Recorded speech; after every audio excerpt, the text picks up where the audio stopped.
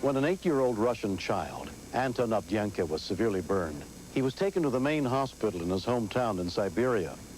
Though the local hospital did everything they could to help the boy, with each passing day, his condition was growing worse. After 6 days, Vladimir could no longer stand the forced separation from his son. He noticed me and started crying a little bit and stretched his arm toward me. Papa, come to me. Why don't you come see me? I'm here by myself.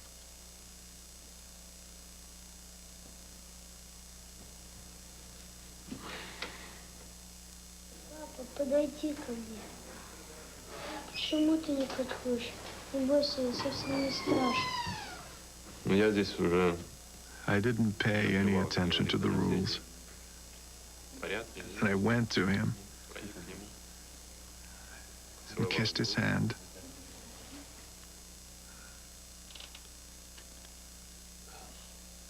And asked him what he needs. What can I bring you? He asked for his favorite toy.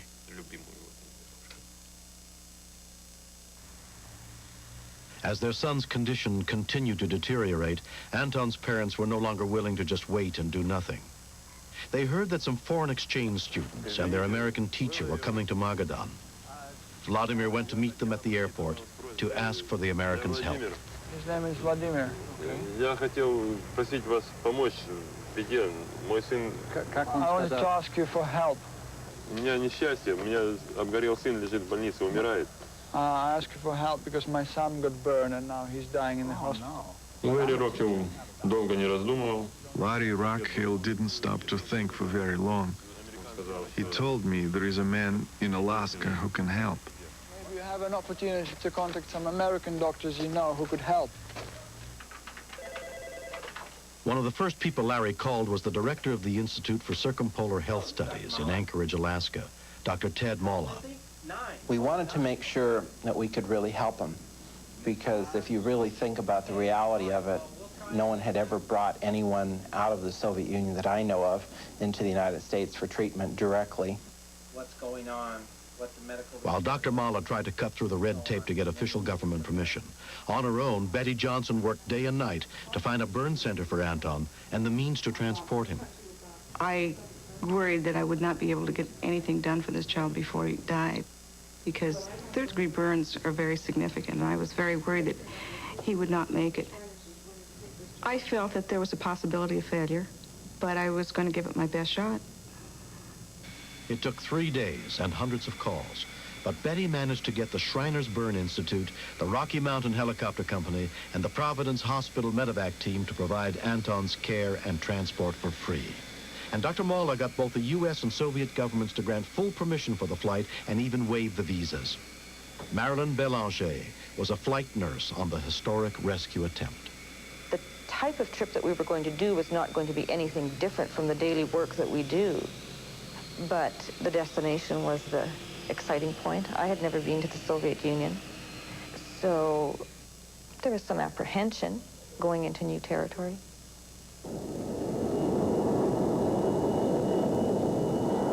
When we were flying over, we didn't think of Americans and Russians.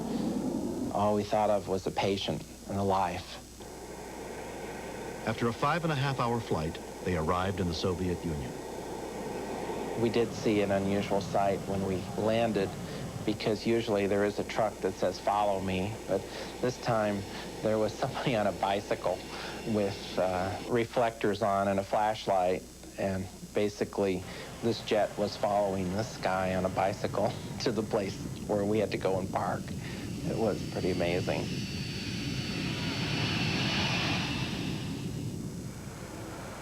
Little more than an hour after touchdown, the American medical crew arrived at Magadan Regional Hospital.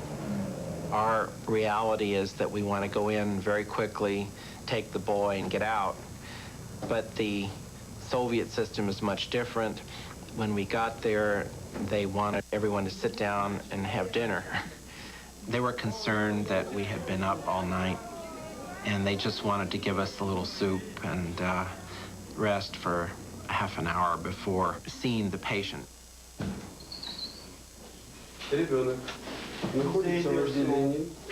Когда приехала группа врачей, When the group of doctors came with Ted Mala in charge, he explained that from Alaska, we would be sent to a hospital in Galveston. Well, for me, it was completely incomprehensible. I didn't know where Galveston is or what that is.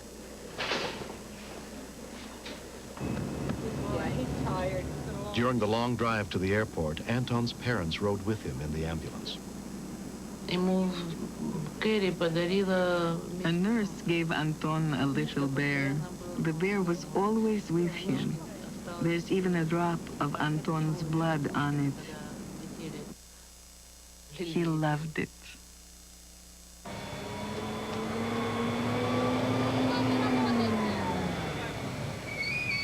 Only Anna would be able to go with their son to America. Ну, момент прощания. The moment we had to part, Попросил, поцеловал его. I kissed him. Попросил, I asked him to be brave. был мужественным, You get where you're going. долети до места. Get better, then come back soon. Ну, выздоравливай. Выздоравливай.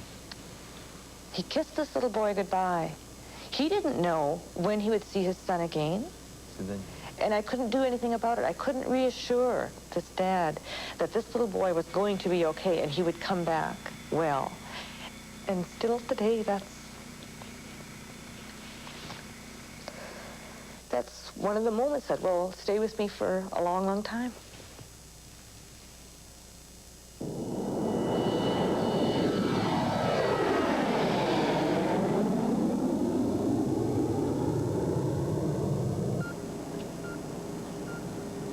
Two hours into the flight, Anton's airway started to close off. His respiration slowed down, and he had to struggle to breathe. My heart was in my boots. We knew that we could not put Anton through the remainder of the flight in the condition that he was. The patient is no longer stable. His respiratory condition has deteriorated, and he cannot carry on to Galveston. Rescue 911 will continue.